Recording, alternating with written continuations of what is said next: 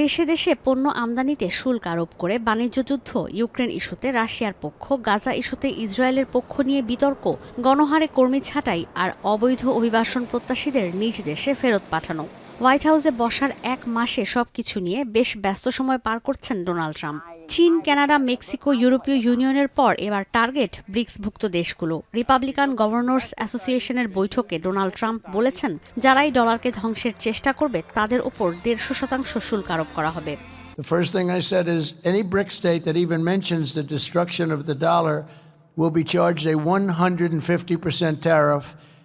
And we don't want your goods, we don't want to partake. And the BRIC states just broke up. I don't know what the hell happened to them. We haven't heard from the BRIC states lately. গভর্নরদের উদ্দেশ্যে তিনি আরও বলেন, কানাডাকে 51তম অঙ্গরাজ্য করতে আগ্রহী যুক্তরাষ্ট্র।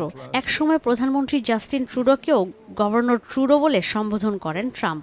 ইউরোপকেও প্রতিরক্ষা খাতে বিনিয়োগ করতে চাপ দিয়ে যাচ্ছেন তিনি। মার্কিন নিরাপত্তা পরিষদ বলছে, ন্যাটো সদস্য দেশগুলোর অবশ্যই জুনের মধ্যে প্রতিরক্ষা খাতে ব্যয়ের টার্গেট পূরণ করতে হবে। সুর মিলিয়ে ন্যাটো প্রধানও বলেন, এরপর ওয়াশিংটন থেকে ফোন আসবে।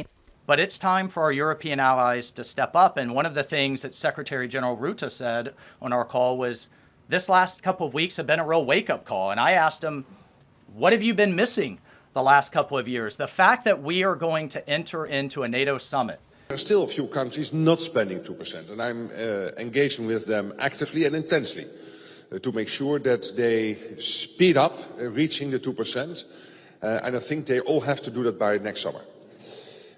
And I tell them, if you do not react to my phone calls, you might get phone calls from a very nice man in Washington. NATO আর অভিবাসন ইস্যুতে ট্রাম্পের বিভিন্ন উদ্যোগের প্রশংসা করে ভাইস প্রেসিডেন্ট জেডি ভ্যান্স বলেছেন, 4 বছরে বাইডেন প্রশাসন যা করেছে তার চেয়ে অনেক বেশি কাজ গেল 1 মাসে করেছে ট্রাম্প প্রশাসন। তিনি বলেন, 30 দিন আগেও অবৈধ অভিবাসীদের ঢল যুক্তরাষ্ট্র আর ইউরোপের জন্য বড় হুমকি ছিল। এখন পরিস্থিতি তেমন নেই। বাইডেন প্রশাসনকে তুলোধনা করে তিনি বলেন, স্বাধীনভাবে কথা বলার অধিকার কেড়ে নিয়েছিল বিগত প্রশাসন। We've got 4 years of President Trump's leadership, but I guarantee you, if the Democrats ever get power again, they're going to try to do it again.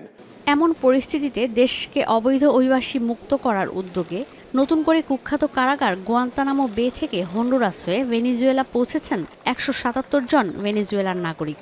যুক্তরাষ্ট্র থেকে কোস্টারিকায় পৌঁছেছে 200 অভিবাসীবাহী আরেকটি বিমান। এই বিমানের বেশিরভাগ অভিবাসী এশিয়ার নাগরিক। এদিকে অব্যাহত আছে সরকারি কর্মী ছাঁটাই কার্যক্রম। নাম প্রকাশে অনিচ্ছুক মার্কিন কর্মকর্তারা জানিয়েছেন, ট্রাম্প প্রশাসন প্রতিরক্ষা দপ্তর থেকে ছাঁটাই করতে পারেন আরও 50,000 কর্মীকে। অভ্যন্তরীণ রাজস্ব সার্ভিস থেকে আরও 6,000 কর্মীকে ছাঁটাইয়ের কথা রয়েছে। কর আদায়ের মৌসুমে রাজস্ব বিভাগে 6% জনবল ছাঁটাই হবে ট্রাম্পের এই কর্মী ছাঁটাই প্রকল্পের কারণে। ইউক্রেন আর গাজায় যুদ্ধবিরতি নিয়ে বিতর্কিত পরিস্থিতির মধ্যে আগামী সপ্তাহে ফ্রান্সের প্রেসিডেন্ট ইমানুয়েল ম্যাক্রো আর ব্রিটিশ প্রধানমন্ত্রী কিয়ার স্টারমারের সঙ্গে সাক্ষাৎ করবেন ডোনাল্ড ট্রাম্প। এমন অবস্থায় বাণিজ্য, গাজা ইউক্রেন ইস্যুতে বিশ্বব্যাপী অস্থিরতায় দক্ষিণ আফ্রিকায় একত্রিত হয়েছেন G20 জোটের পররাষ্ট্রমন্ত্রীরা। ডোনাল্ড ট্রাম্প ক্ষমতা গ্রহণের পর প্রথম এই বৈঠকে অংশ নেয়নি যুক্তরাষ্ট্র। ঈশিতা ব্রহ্ম, এখন বিশ্ব।